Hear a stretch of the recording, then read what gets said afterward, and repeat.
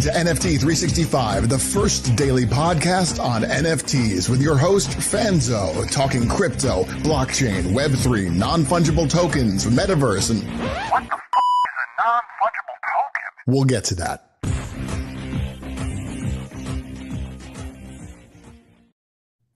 Yes, we will. We will get to that. Welcome back to another episode of NFT 365. As you know, we are sponsored by the Crypto Business Conference.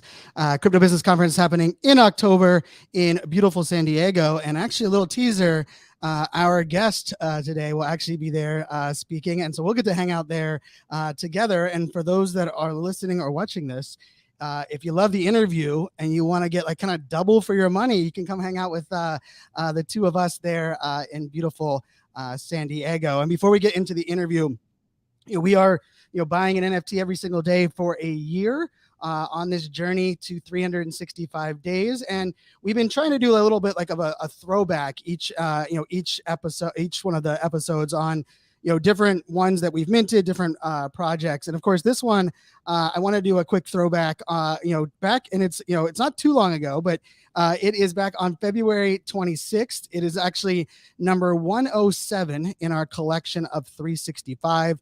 I believe today will be actually 280 total that we will have in our collection. So back on 107, we minted Crypto Tech Women. I said, I love the art, the team led by Gigi. And then I said, the purpose is to support and empower women to be in tech and succeed in tech. We envision a world where extraordinary women are leading the tech industry and the Web3 revolution. I mean, anyone that knows me, that's pretty much right up the alley. Kind of take my ETH. You can pretty much have my ETH when it comes to that. But the beauty of that is I know many of you that are in our community, both watching live on video as well as listening to the podcast, also are holders of that, the Crypto Tech Women project. And in our Discord, just for those that are, aren't familiar, we actually have ambassadors for a bunch of the projects that we minted and many of you hold.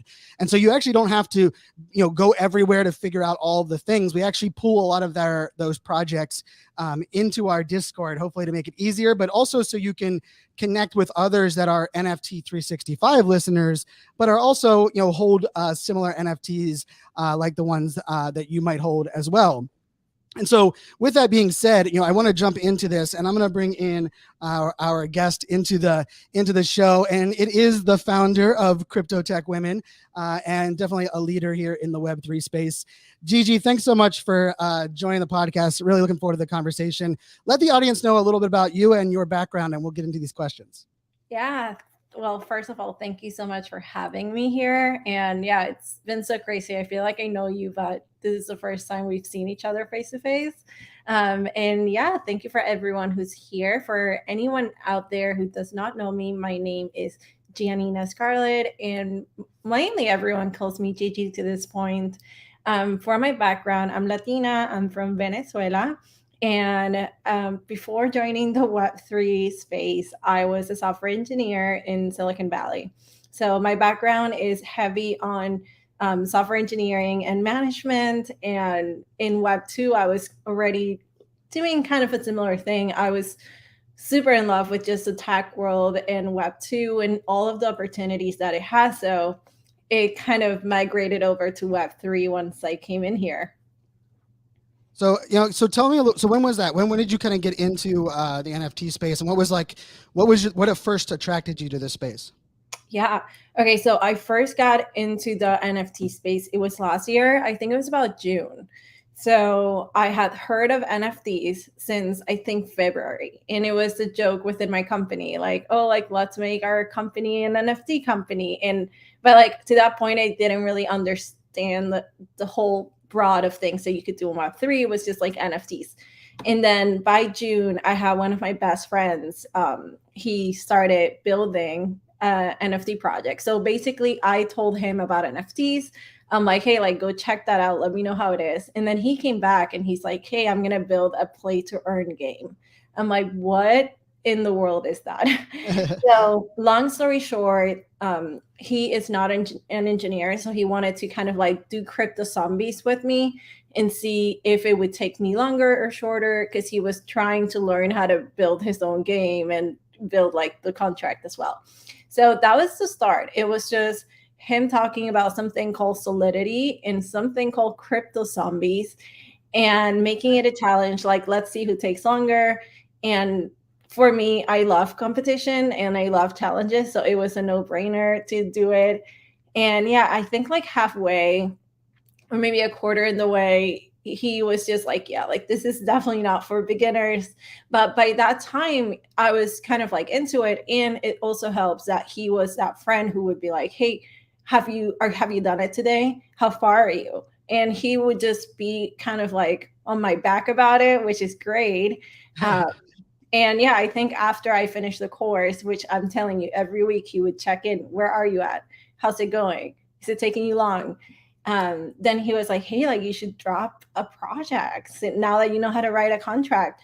And to that point, I had been learning how to write a contract, but it wasn't even in my mind to drop a project since I was, full time at my previous company, which is a startup, and I was a founding front-end engineer. So it's a lot of responsibility to have, but that was the start, basically. Well, I love that, and shout out to him for bringing you in the space and all of us kind of benefiting from that. I think we all need that like champion. And you mentioned you like challenges. A Latina in the software tech space. Apparently, you like challenges, right? I think you are. I'm sure end up being oftentimes not only the only female, but only Latina in a lot of the space. What attracted you to this, like being a software engineer? What was the attraction to that? And I'm asking slightly selfishly because as a dad of 3 girls, my 2 oldest love STEM. They've done 3D printing. My oldest is taking a coding class in school, which I just think it's awesome that middle schools actually even have that today. But they're very familiar with your project. They knew actually your voice just even from our Twitter spaces together. But talk to me a little bit about like how did you kind of first find your kind of love for software engineering, and then how was that for you kind of getting into this space, especially kind of I'm sure with some of the challenges that were kind of put in your way. Yeah, so software engineering was actually my first love, or just coding. It started when I was 16. I was just browsing the internet and I got an ad for Codecademy. I think it was just when they were starting. And it was like, you want to build a website or something? And I was like, ooh, like, what is this? And then, yeah, I just started on Codecademy. So this is funny. I have a thing with zombies apparently, because when I first took my first class in coding, which was with Codecademy, it was a zombie game. So you were basically learning JavaScript in an interactive way while playing with zombies, which shout out to Solidity as well. And I don't know, it was just so awesome to be able to, with just a few commands and pressing a few keys, you're building something. And I think for me, just the thought of being able to build and create, it just inspires me so much. So that was how it started. I just got an ad. I played it. It was super fun. And I just continued down the rabbit hole. And I just felt really empowered to be able to build things on my computer that I could also see. So that was the beginning. So you mentioned Solidity, and I think for those that are listening, a lot of people aren't familiar with kind of what what is the coding and the components that are unique here in the blockchain or on in Web3, and also even like the smart contract components, and depending on the blockchain, some of the things that exist there. I'm curious, from I would say for a lot of our guests that we've had on, we've had a lot of women founders on our show, and I'm very proud about that. In our as far as interviews, and you're I believe the first that has kind of like that software engineering background, which probably doesn't surprise you because I don't know how many other NFT project founders are out there that have that as a background.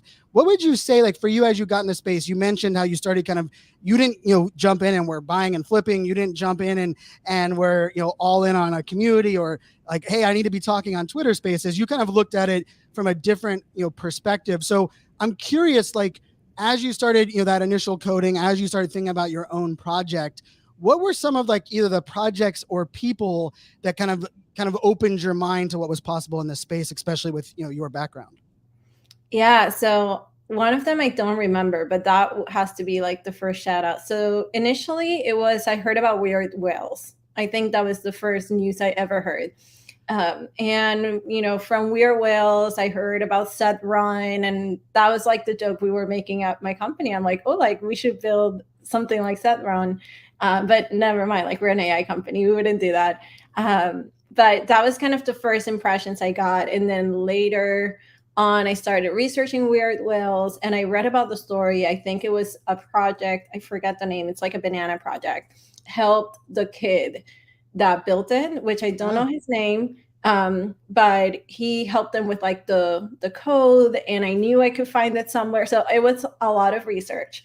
So initially, the first projects I mentioned are all male. So I was kind of just, I will say this, I like studying human behavior. I like learning. I'm an observer.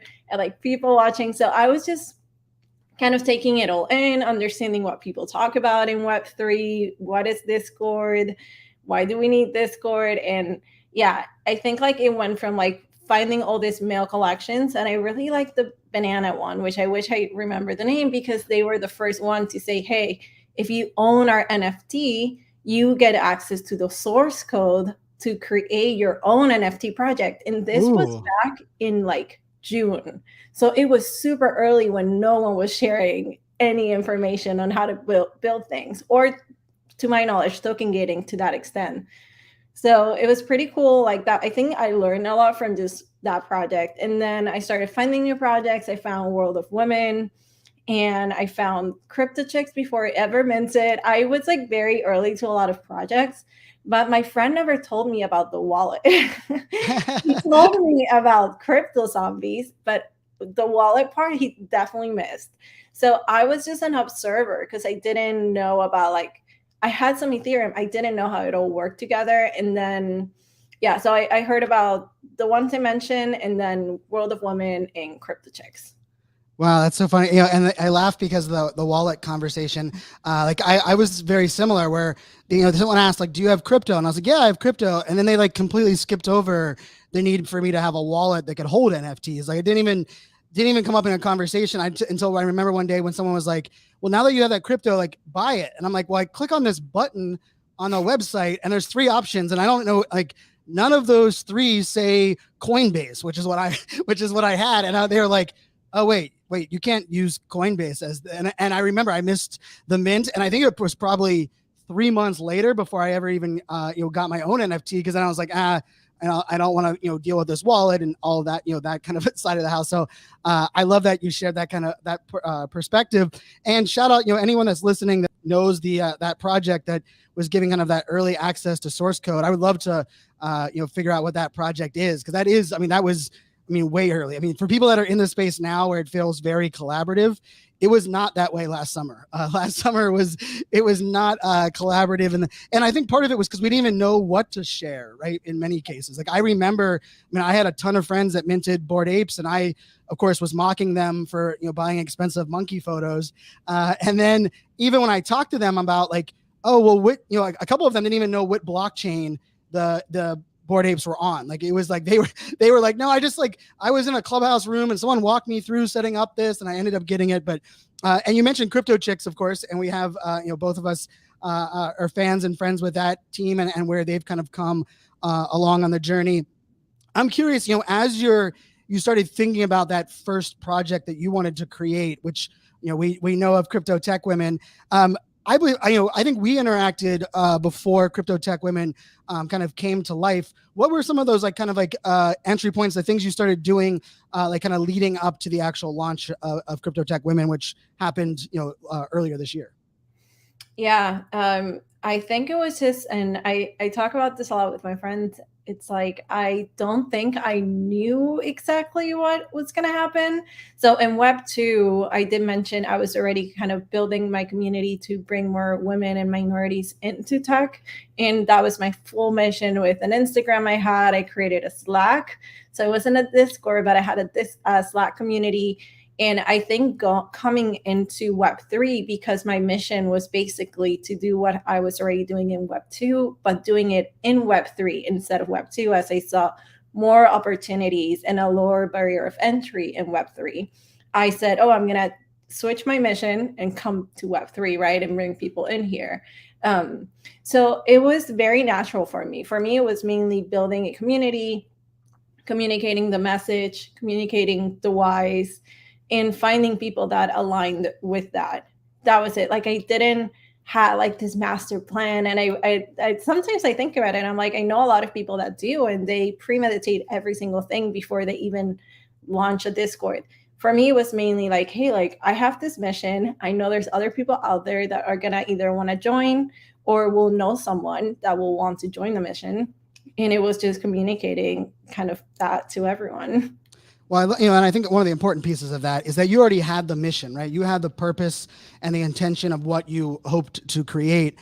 And I do believe it was one of the early spaces. I remember you mentioning about the Slack community that you were already kind of building into this space.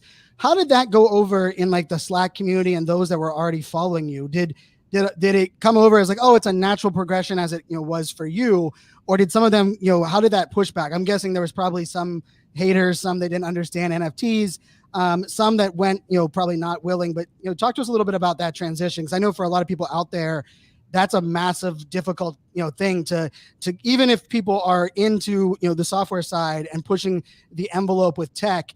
Opening their mind to crypto and NFTs and Discord and all these things that we have. How did that transition go for you early on? Yeah, so you're actually going to laugh. The transition that happened is that there was no transition. I kind of just went full into Web3. And for everyone out there who has an Instagram, the techie Instagram is called Gigi_codes. So very literal. As CryptoTechWomen, Gigi codes. It cannot be more literal than that. And I had a platform. I had a really good platform, very engaged members of the community and engaged people at, like completely. But for me, for it to be the most authentic, I decided to come into Web3, creating a whole new Twitter, brand new personality, and don't bring in my Web2 following, because I wanted to make sure that I was capturing the right target audience before going back, which is now the plan. Now it's going back to my audience and saying, hey guys, this is amazing. This is all that I've learned. This is how you can come here too. But for me, it seemed to make most sense to look for the ones that wanted to be in here before trying to bring in an audience that, as you know, are very resistant to Web3. Well, I mean, and I think it's such an important lesson for everyone listening here, right? It's easy for us to feel like we want to bring in the Web2 community or bring over our Instagram followers. But if we're not prepared to onboard, if we're not prepared to educate, or if we don't know enough ourselves, right? Perfection is not the goal. Master of everything is not the goal, but enough to translate what the hell is going on here, what you need to make happen. It's better for us not to bring those people in that case. Wait till we're ready and we can help in that manner. I know I told you this on Twitter Space the other day on Sunday, but Delphi Cat, Allison on our team, who now runs a lot of my personal world, she credits you for being the only reason that she kind of jumped in to this space. She discovered you and your mission and was kind of attracted to what this space has to offer, and so I owe you a bit of thanks for that, because she then ended up discovering the podcast and has become not only an active member on the community but now on our team every day. And so it's kind of beautiful how that kind of all works together.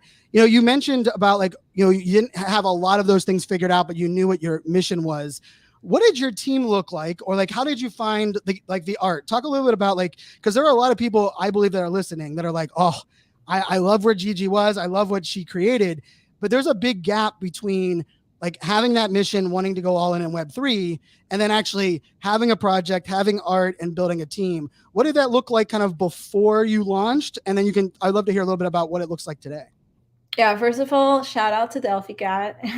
That's so, you told me that story and I'm like, that's so sweet. And that drives me. That's what motivates me, right? That I don't need to build the most high project. I just need to build a high value project that is valuable to me, which is education and fun experiences, but mainly onboarding and education, because it's so needed. So shout out to Delphi. And then in terms of the project, yes. So I was kind of figuring things out as it goes. Pros for me is I do know engineering, which also you don't need to be an engineer, right? There's a lot of pages like oh my god, I'm blanking, but even Wix I think now has, there's a lot of no code pages that you can use now. So I decided to code because that's just what I know to do, and it's just easier for me. But you don't need to be an engineer to jump into the space. If you are doing a PFP project or any project that has art, you do need art. So I'm definitely not an artist. I am very creative, but not an artist. So how it went about is I already had the image of CryptoTechWomen in my brain, and it was mainly because I do have a photo of myself in front of my computer and I'm just smiling, and it's kind of that PFP image. So I kind of had that image and I needed the art. So I do not know any artists. I do know designers, so I tried to went that route, but it didn't work out. And honestly, I just hired an agency. I hired an agency. I had a few agencies kind of vet for the process, agencies and artists. I already had a mood board of what I wanted it to look like, from the colors to backgrounds. And then the person that got it the closest to my vision, which is this one, was the person I hired. And then also for anyone out there, at that point, I didn't even know about generative process, right? Like I was like, okay, there's 8,888 pictures. How will this happen? How will this work? And I was very lucky. I hired an agency that did have knowledge on how to create PFP projects. So then from there, it was me. And this could be either the artist or it could be you. For me, I was the person who led the direction for it. So I looked for every single trait that you see on the CryptoTechWomen's. Every single trait was handpicked by me, and then it was brought to life by them. Love that. And I love the, the agency play there. Right. And I also say, for like, that's a commitment to the project, right? There's a lot of people that like, especially in the, let's just say the fall and the early part of this year that, they launched the NFT project, but they weren't committed. They weren't willing to hire an agency, put their own money and, kind of time on that line. And the fact that you did, right, is just another testament to like what you were, you're building. Your team today, talk a little bit about what your team looks like now and kind of how you're operating the project now. It's been what, I guess 6 months or so. I guess you're right around 6 months since launch. Yeah, it was 6 months. So basically also just to like give some clarity, up until mint, I think it was until like 2 weeks before mint, or like 3 weeks, 4 weeks, very close to the mint. That was when I actually hired a team. So I was running by myself from September till January. And then, but I did hire some mods. So I did bring in some mods, which is super necessary, especially if like the Discords are like pre-mint. I had some mods, and then I hired someone on the team who was also helping facilitate just like Twitter spaces and help with the mods. And now fast forward, I have a really good team. So I'm very happy. I have finance department, super needed. I have a legal team. I definitely recommend anyone who wants to do an NFT project or anything in Web3, hire a legal team. It's super necessary. I have someone working brand communications, content writing. I have Sally, who is head of marketing and has been such an amazing hire. Let's see, I just hired a new community manager. Her name's Gigi, so that's going to be awesome. I have an advisor, Dan. I have a pretty, like, it's still small. It's still a small team, but it's a good team. I am still looking to hire some more. So I'm currently hiring someone for social media. And we have the educational platform coming out. So we need to fill in some roles that can help us grow that platform as well. So I'm curious, like I love it. I love the team. Shout out to your team. I love what you guys have been building since day one. This is one of the projects that I talk a lot about, like, you not only, commitment to your space and having kind of your vision with, growing the tech knowledge side of the house, onboarding into Web3, empowering.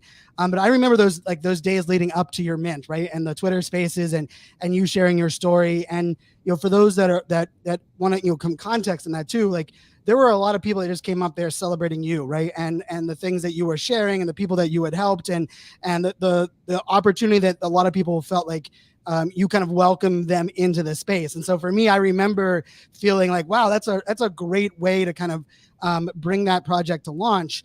How did launch day go for you? Like, how was that initial kind of feeling? Was it what you had hoped for? Was it more overwhelming, less overwhelming? I'm curious just how that was, as you guys launched.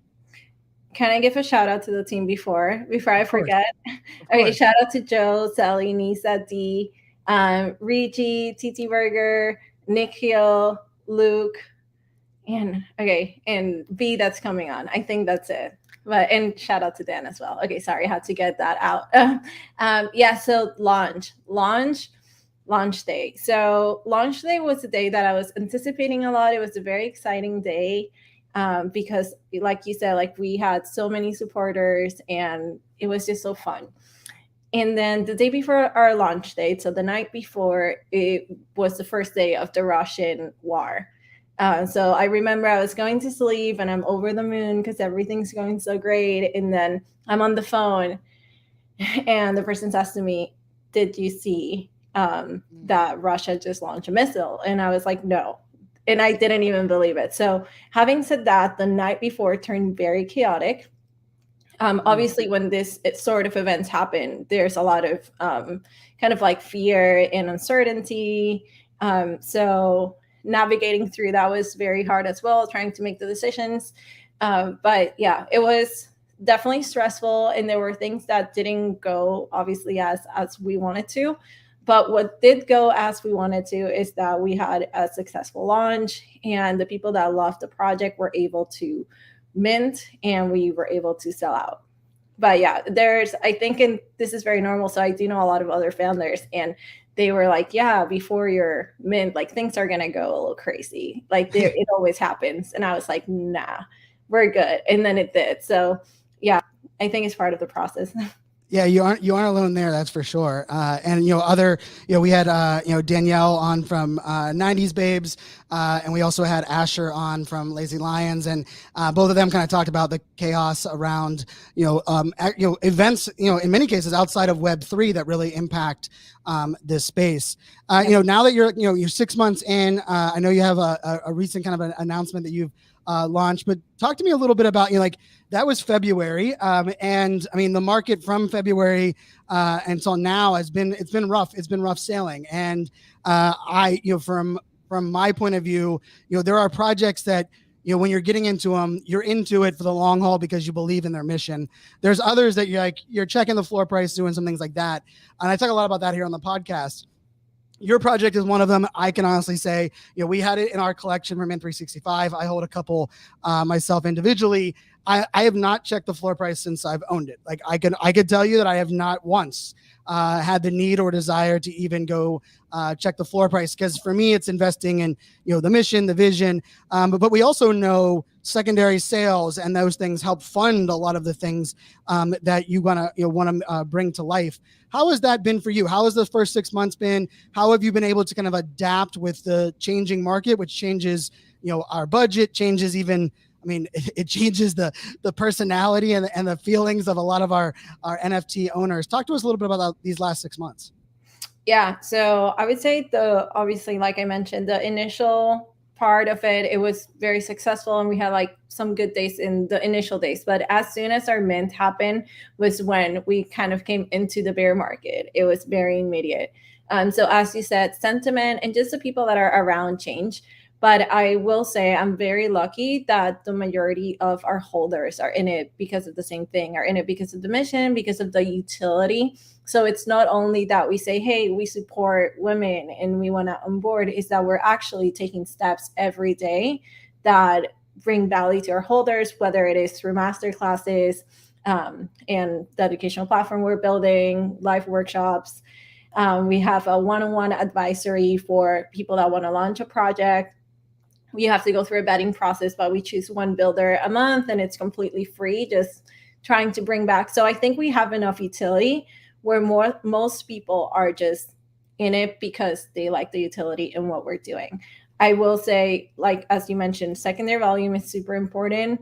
And for us, it's so funny because every time we do like Twitter spaces or we have like live events, that is a boost for us. So I would say, yeah, I think most of our holders are just happy to be in a project that is actually providing them a utility that they can feel. Whether it is the holders that love the in real life events and the fun, or the ones that are in it for the education, or we do have a lot that are in it because they have daughters and they want to like teach their daughters, and it's just really amazing. Yeah, it's a very welcoming community, for men and those that identify as men and non-binary as well. You mentioned in real life events. I happened to attend a yacht party there in New York that was that you guys put together. How did that all come together? Like for NFT NYC. I mean, a yacht party is pretty ambitious. I can say, and you had a great DJ, a great kind of energy that was there. Talk to us a little bit about that IRL event that you guys put together. Yeah, so IRL for us has been super important. We've done some IRL events in LA because I was there. I'm currently in New Jersey, and we have a lot of our team there. So we've done some in real life events there, just like dinners and drinks. And then New York City, we also did one in Austin. Actually, I rented like this beautiful house, and it was just absolutely beautiful. New York City was another scale. So for New York City, we've heard of all the events that have happened. I did not go last year, but my friend was. So I had all the details of how crazy it gets. And yeah, so it was kind of like, I don't know, like brainstorming with the team. Initially, we wanted to do something with a lot of other women projects. So for us, we are truly about collaborating and uplifting others. And I think, you have to be authentic to that. So initially we did try to make like a big event with a lot of projects, but as you know, the bear market happened and a lot of people pulled back. Like it wasn't even a question. But with the projects that I was already in talks with, one of them was Desperate Ape Wives with them. So we did kind of like the boat party together. So initially we were going to do like a laser room and VR room, and then plans changed. We ended up doing a yacht party, and it was honestly mainly like from their ideation, because for us we wanted to do kind of like the VR party, but yeah, we just went over with like the yacht party. And I actually like Blondish, so I've seen her before. And yeah, it just kind of like happened naturally. But we also did a second event, so we know like the yacht party is great for people that love parties, but if you're in it to network and get to know each other, a yacht party is probably not the best for you. So we also did a brunch party where it was super awesome. We had like 40, I would say like 42 or 48 women that showed up, 2 guys, which is definitely like different than what they were used to, but they loved it. And it was just a lot of networking, getting to know each other. I love that, and I think part of this is we're all figuring out way to do the combination of IRL events. I love that you've done ones sporadically along the way as well. You mentioned something and we kind of skipped over it. I want to pull back a little bit. You mentioned that like projects can apply and you're picking like one a month. When you first shared that, I remember being like, that is I like the application component, right? Because it's not about everyone is a great fit to work with everyone. It shouldn't just be random. Like people applying with like, what are the things that your team has strong suits on, and that you can help with those other projects. How has that gone with like people applying and kind of jumping in there? Has it been, because I think there's a lot of people, and the reason I bring this up is I think there's a lot of people that don't feel like they're far enough to apply, but they think they're far enough to like, they want to launch a project, and they're kind of in that like lost space of like, they want to find their home. And, on our team, we have Leslie that we brought on who is doing a builders co-op right now. We're kind of helping bring, NFT project builders together. But I would love to just hear how has that gone with people applying, and what are some of the things that you've seen that maybe surprised you or excited you as far as, projects that wanted to, work with you, or you guys kind of help mentor them along the journey? Yeah, so honestly, for this one, I have to give 99% props to Sally. So Sally came up with this idea, and she was like, hey, like, what do you think? Because I do get so many DMs from people from our community that want to collaborate, that want advice. And she knows that. So she's like, and I do take the time to jump on a call, and she's like, okay, Gigi, like we need to funnel it. So let's funnel it through CryptoTechWomen and make it a holders perk. So everyone knows and everyone has like the same opportunity. And then honestly, like she created all of it. She created like the questions, and we are basically taking in anyone who is up to 3 months before mint or 1 month after mint. So it could be that you already minted and things did not go the way you wanted to, so you want to apply. And we kind of ask just the basics. Who are you? What's your mission? Do you have utility? You don't need to have utility. Like that's a choice every project makes, but we want to know if you do. So do you have utility, and what are your pain points? What are you expecting to kind of get out of, we do 2 calls. So what are you expecting to get? And from there, from those answers, then we know, I will always join, but then we know who's the right person kind of to take over the meeting. And then the first one is tackling the pain points and the issues that they're having and giving suggestions. And then the second one is the check-in, that you do those things. How did it go? And yeah. I love that. I love that you brought that together. And you also mentioned, kind of the master classes. I know you've done the Sunday Twitter space, but we just recently kind of launching the some additional education. Talk to us about what that looks like, and for those that are holders or those that will soon be holders, what they can look forward to. Yeah, so since the start, I always had the idea of let's build an educational platform, and it's something that we're building in-house. I'm actually building it myself, and I'm coding it completely. Nice. So it's not something that happens in one day. So what we decided to do immediately was starting to do live masterclasses, right? So every month we would do 1 to 2 masterclasses a month, not including the Twitter spaces. So this is totally different, mainly for holders. And now we're finally at the point where we are releasing the educational platform. It's actually coming out today. So if anyone doesn't have the Twitter notifications on, turn it on. And yeah, so how it's going to be different is we are still going to be doing some live workshops, because I do believe it's so important to do like things live. But most of our master classes and workshops, and we're actually launching a boot camp with blockchain language, which you'll find out, will all live in the educational platform. So if you're not a holder, you can definitely look at the website and kind of like look through the pages, but to be able to access the bootcamp or be able to join a course, anything else, it has to be through your CryptoTechWomen NFT. So basically you will log into our website with your CryptoTechWomen NFT, and we are actually planning so much content from hot wallets, cold wallets, and just a lot of Web3 educational content. Is not only for engineers, we will also serve engineers, but it's more of a generalist platform where if you want to come into marketing, if you want to come in as a learner, if you want to come in as a builder, as a creator, we just want to serve a lot of different topics that can be amazing for all of our holders. I love it. I love it. I mean, definitely needed for sure. And get those Twitter notifications on.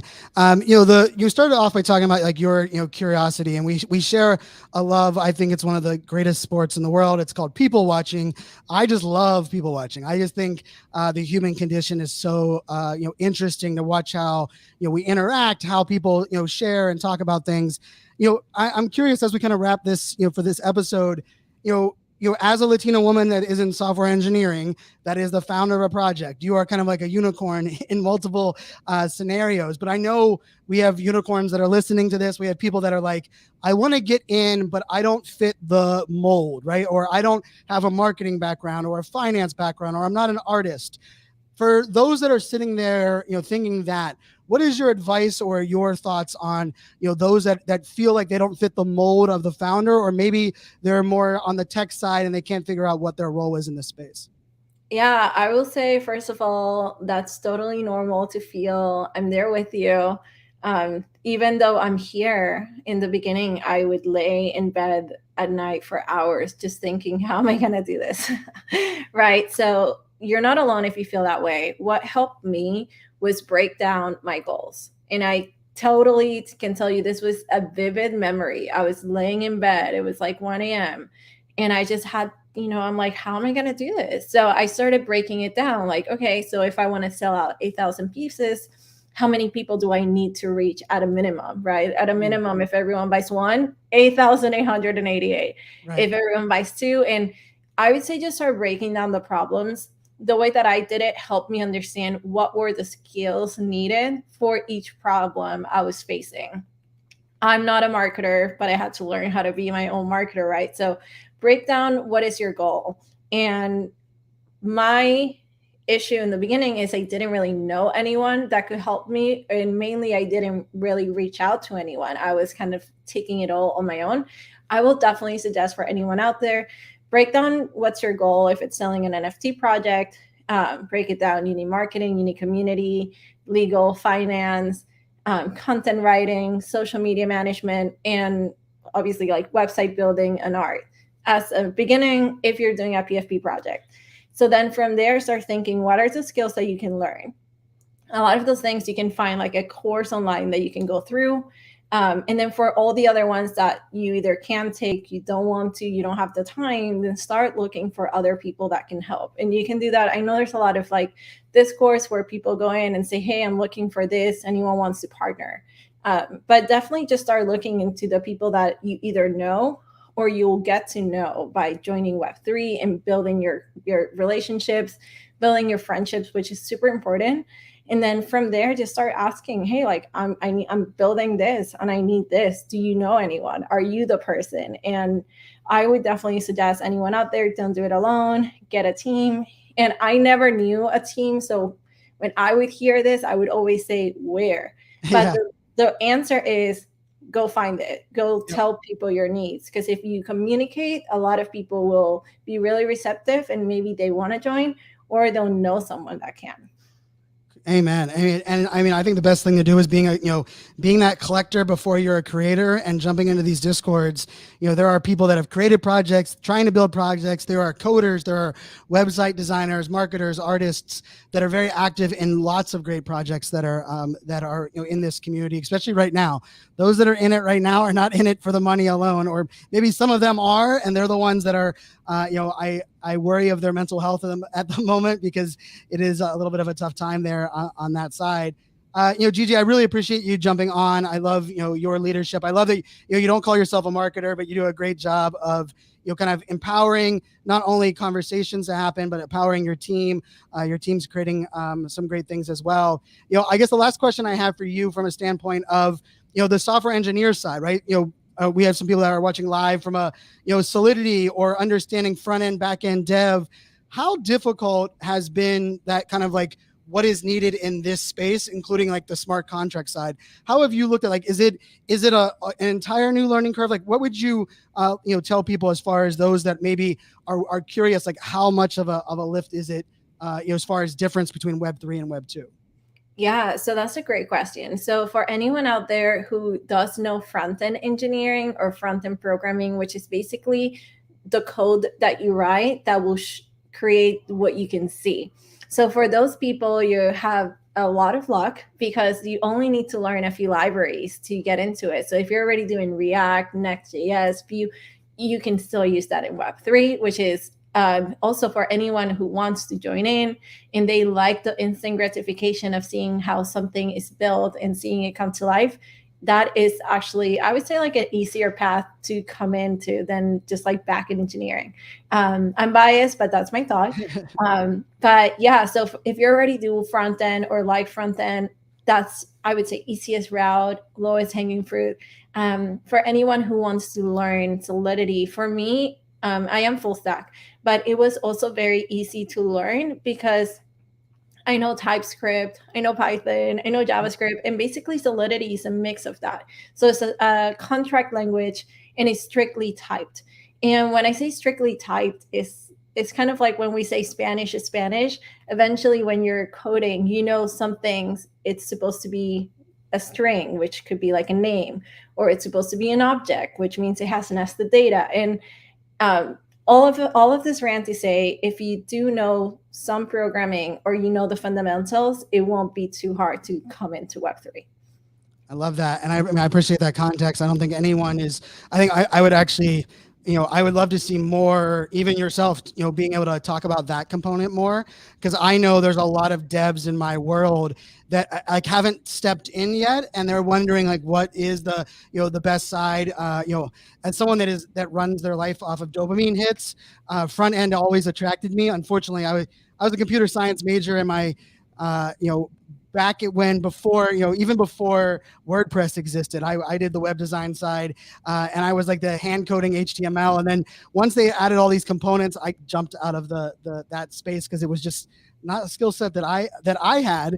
But I've been blessed to kind of be able to play here and there, and most recently kind of experimenting in this space just from my knowledge of basic coding. I mean, and I'm old, so it was 2003 when I graduated university. But that's helped for me. I feel like I know enough now that I can pick up some of the things that are out there. So I love that you're leading that charge and what you're putting out to the world.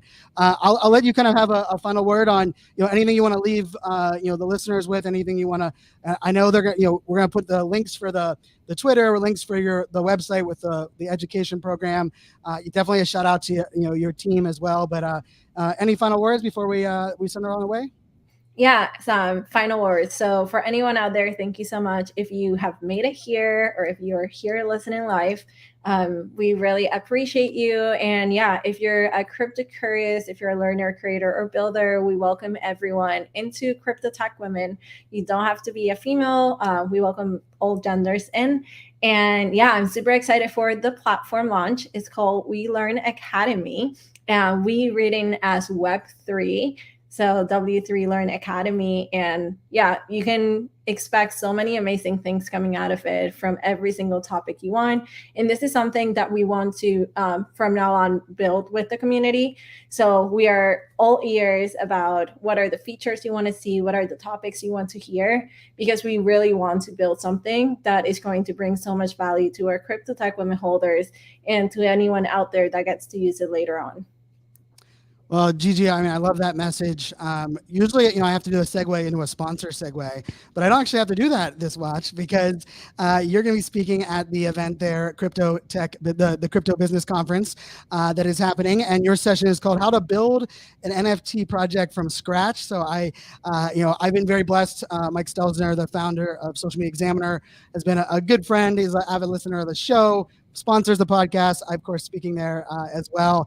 And when we were going over speakers and we were talking about you, we were both excited for you to be a part of that, excited for that session. And I'm excited to hang out IRL because I missed that opportunity. You were a popular woman there on the boat, and I didn't cut in and come say hi, but I'll make up for that at the event. So for those that want to learn more about the event, it is socialmediaexaminer.com/NFT365. And then if you click on the speakers and sessions, you'll actually see, Gigi's session and mine. And we're actually right on top of each other in the lineup. So looking forward to hanging out IRL, Gigi, when we get to San Diego. And before I send everybody else on their ways, one of my pet peeves right now in this space is that we have to do a better job of celebrating the great people with great utility and great examples in this space. Right now, unfortunately, there are a lot of people that were, let's just say, they weren't in it for the right reasons. Maybe they sold out. Maybe they became, their projects became popular, or they got a lot of attention for whatever reason it was, right? Maybe an influencer, maybe they were in the right place at the right time. But there are projects and people like Gigi, like CryptoTechWomen, that are building for the future, that are here investing.